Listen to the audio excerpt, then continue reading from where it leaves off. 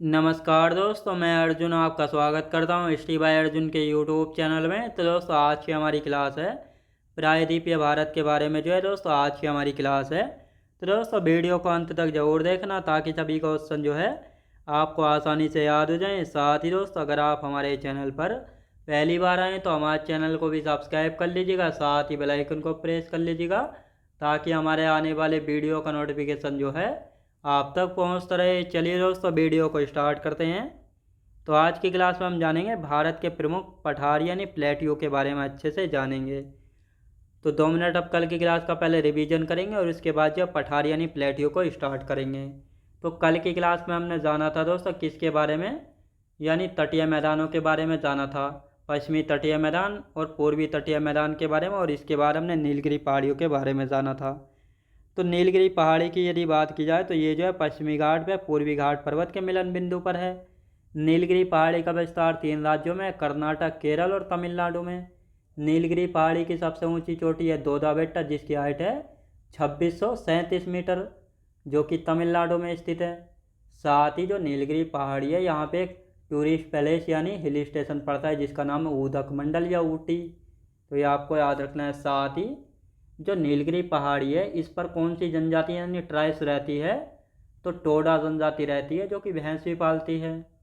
अब इसके बाद हमने बात की थी तटीय मैदानों के बारे में। जो पश्चिमी तटीय मैदान है इसको हम 3 भागों में बांट कर पढ़ते हैं, यानी कोंकण तट, कन्नड़ तट और मालाबार तट।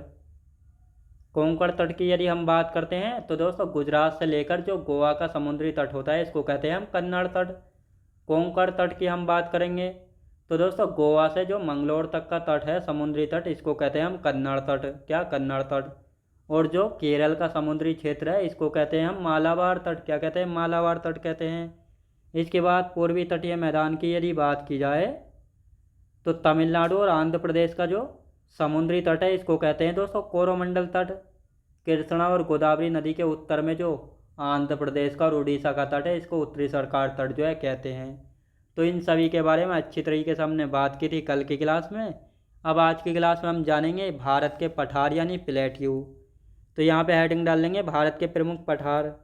अब सबसे पहले पठार यानी प्लेट्यू की हम डेफिनेशन, यानी पठार एक ऐसा भूभाग होता है जो कि आसपास की भूमि से ऊंचा होता है। क्या? आसपास की भूमि से ऊंचा होता है, लेकिन इसकी ऊपरी सतह कैसी होती है? सपाट होती है, जैसे कि एक टेबल। और यह ऐसी हुआ करती है जिसके किनारों पर अक्सर ढलानें होती हैं। तो ये आपको अच्छे से याद रखना है। यानी पठार क्या होता है? तो पठार एक ऐसा भूभाग है जो कि आसपास की ज़मीन से ऊंचा होता है और इसकी ऊपरी सतह सपाट होती है और इसके किनारों पर अक्सर ढलानें दिखाई देती हैं। अब जैसे ये देखो, इसमें आपको ये दिखाई दे रहा होगा, ये ऊपर से कैसा है? ऊपर से सपाट है और इसकी साइडों में क्या है? इसकी साइडों में ढलानें हैं। तो इसी को क्या कहा जाता है? इसी को पठार यानी प्लेट्यू कहा जाता है। अब भारत में ये क्या है दोस्तों? ऊपरी पार्ट इसका सपाट है और साइडों में क्या है? ढलानें हैं। ये क्या कहलाता है? पठार कहलाता है। ये क्या है? पठार। अब भारत में कौन कौन से पठार हैं? जैसे मालवा पठार है, ये मालवा पठार है। बुंदेलखंड पठार, दक्कन पठार, बघेलखंड, छोटा नागपुर, दंडकारण्य पठार, तेलंगाना पठार, कर्नाटक पठार और ये शिलोंग का पठार। तो इन सभी के बारे में हम एक एक करके अच्छे से जानेंगे। जिस पठार से क्वेश्चन बनते हैं केवल हम उन्हीं पठारों को जानेंगे। इनमें से सबसे ज़्यादा छोटा नागपुर पठार और दक्कन के पठार से क्वेश्चन बनते हैं, तो इन पर हम अच्छे से ज़्यादा ध्यान देंगे और बाकी को इनको भी करेंगे। इनसे बस इनकी मेन जानकारी देखेंगे। अब जैसे पठार एक ऐसा भूभाग होता है जो आसपास की ज़मीन से ऊंचा होता है, लेकिन इसकी ऊपरी सतह सपाट होती है जैसे कि एक टेबल। और यह ऐसी भू आकृति है जिसके किनारे पर अक्सर ढलानें होती हैं। तो ये आपको याद रखना है। पठार की बात करेंगे तो पृथ्वी से ऊपर ऊंचे उठे हुए भाग होते हैं। पठार पर्वतों जितने ऊंचे नहीं होते हैं। तो दोस्तों पठार यानी प्लेट्यू की यदि बात की जाए तो पठार पर्वतों जितने ऊंचे नहीं होते हैं। पर्वत ऊपर से नुकीले होते हैं जबकि पठार ऊपर से सपाट होते हैं। विश्व में लगभग 33% भाग पर क्या पाया जाता है? पठार पाए जाते हैं। विश्व में लगभग 33% भूभाग पर पठार यानी प्लेट्यू पाए जाते हैं। पठारों का ऊपरी भाग चौड़ा और सपाट होता है और सागर तल से यानी सागर तल से ऊंचाई कितनी 600 मीटर होती है। सागर तल से जो है ऊंचाई कितनी होती है दोस्तों, इसकी ऊंचाई होती है 600 मीटर। कितनी 600 मीटर होती है। तो ये आपको अच्छे से यहाँ पे याद रखना है। अब सबसे पहले हम बात करेंगे छोटा नागपुर पठार के बारे में, क्योंकि छोटा नागपुर पठार से सबसे ज़्यादा क्वेश्चन बनते हैं। तो ये आपको इसमें ये अच्छे से दिखाई दे रहा होगा, ये है छोटा नागपुर का पठार, CNP मतलब छोटा नागपुर का पठार। तो यहाँ पे दोस्तों हेडिंग डाल लेंगे छोटा नागपुर का पठार मुख्यतः झारखंड में स्थित है। छोटा नागपुर का पठार का जो विस्तार है मुख्यतः कहाँ पे, झारखंड में स्थित है। अब छोटे नागपुर पठार की हाईएस्ट पीक यानी सबसे ऊंची चोटी कौन सी है, पारसनाथ चोटी है, जिसकी हाइट कितनी है 1350 मीटर से लेकर 1350 मीटर से लेकर कितनी है दोस्तों, 1350 मीटर से लेकर 1365 मीटर के लगभग इसकी हाइट हो जाती है। छोटा नागपुर के पठार की सबसे ऊंची चोटी पारसनाथ की। अब जो पारसनाथ चोटी है इसका अन्य नाम भी है सम्मेश शिखर। क्या दोस्तों, इसका अन्य नाम भी है सम्मेश शिखर, जो कि गिरिडीह जिला झारखंड में स्थित है। अब जो इसका सम्मेश शिखर है इसको जैन समुदाय का तीर्थ स्थल माना जाता है, और ये जो है 23वें तीर्थंकर पार्श्वनाथ से संबंधित है। जो जैन धर्म के 23वें तीर्थंकर थे पार्श्वनाथ, तो इन्होंने जो है इसी सम्मेश शिखर पर 84 दिनों तक जो है तपस्या की थी, और यहीं पर इनको ज्ञान की प्राप्ति हुई थी। इसीलिए जो है इसको सम्मेश शिखर को क्या जैन धर्म या जैन समुदाय का तीर्थ स्थल माना जाता है। तो ये आपको अच्छे से यहाँ पे याद रखना है। तो ये थी पारसनाथ के बारे में। अब आते हैं छोटा नागपुर पठार। अब छोटा नागपुर पठार दोस्तों CNP का मतलब छोटा नागपुर पठार है, इसलिए मैंने इसको शॉर्ट में लिख दिया CNP। छोटा नागपुर पठार की सबसे लंबी नदी है दामोदर नदी, जो कि छोटा नागपुर पठार के बीचों बीच से बहती है, और साथ ही कोयला एवं अभ्रक के भंडार पाए जाते हैं। जो दामोदर नदी है इसकी घाटी में जो है कोयला और अभ्रक के भंडार पाए जाते हैं। तो ये आपको अच्छे से यहाँ पे याद रखना है। घाटी में लिखेंगे दोस्तों, घाटी में कोयला और अभ्रक के भंडार पाए जाते हैं। दामोदर नदी के उत्तर में हजारीबाग का पठार है और कोडरमा का पठार। दक्षिण में रांची का पठार है। क्या दोस्तों, दक्षिण में रांची का पठार है। अब इसको देखेंगे, ये हमने छोटा नागपुर का पठार बना लिया है। अब ये कौन सी नदी बह रही है, तो ये बह रही है दामोदर नदी। तो दामोदर नदी जो है छोटा नागपुर के पठार के बीचों बीच से बहती है। अब ये है कोडरमा का पठार, और ये है हजारीबाग का पठार, क्योंकि छोटा नागपुर का पठार कई सारे छोटे छोटे पठारों से मिलकर बना है। और ये है दोस्तों रांची का पठार। तो अब ये आपको इसमें समझ आया होगा, दामोदर नदी छोटा नागपुर के पठार के बीचों बीच से बहती है। इसके उत्तर में कोडरमा का पठार और हजारीबाग का पठार है।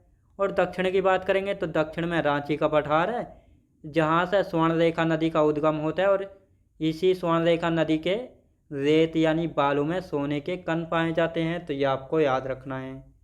तो ये आपको समझ आया होगा। अब देखते हैं छोटा नागपुर के पठार से कौन कौन से मेटल यानी खनिज निकाले जाते हैं।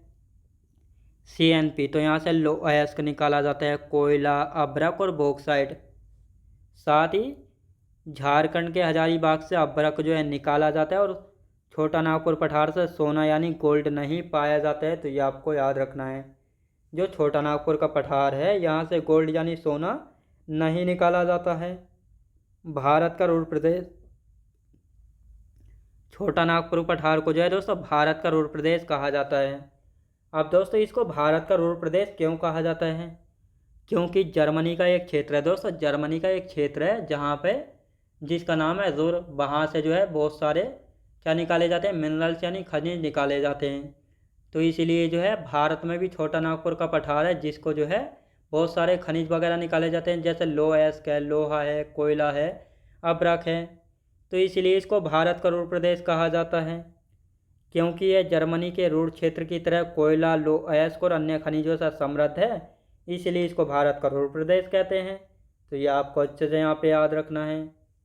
तो ये छोटा नागपुर पठार आपको अच्छे से समझ आया होगा। अब आते हैं बुंदेलखंड का पठार। तो बुंदेलखंड के पठार की बात करेंगे तो इसका विस्तार जो है यूपी और एमपी में है। जो बुंदेलखंड का पठार है इसका विस्तार कहाँ पे, यूपी और एमपी में है। यह मालवा पठार के उत्तर पूर्व में स्थित है। जो बुंदेलखंड का पठार है ये जो है मालवा पठार के उत्तर पूर्व में स्थित है। बघेलखंड का पठार अब आते हैं, इसका विस्तार भी यूपी और एमपी में, बुंदेलखंड और बघेलखंड के पठार का यूपी और एमपी में विस्तार है। साथ ही जो बघेलखंड का पठार है यहाँ से मालवा पठार के उत्तर पूर्व में है, लेकिन यहाँ से कोयला, बॉक्साइट और चूना पत्थर निकाला जाता है, तो ये आपको अच्छे से यहाँ पे याद रखना है। अब इनके बाद आता है दंडकारण्य पठार। तो दंडकारण्य पठार की हम बात करेंगे तो यहाँ पे हेडिंग डाल लेंगे आप सब लोग। दंडकारण्य पठार पूर्वी मध्य भारत में स्थित है, यानी पूर्वी मध्य भारत में स्थित है।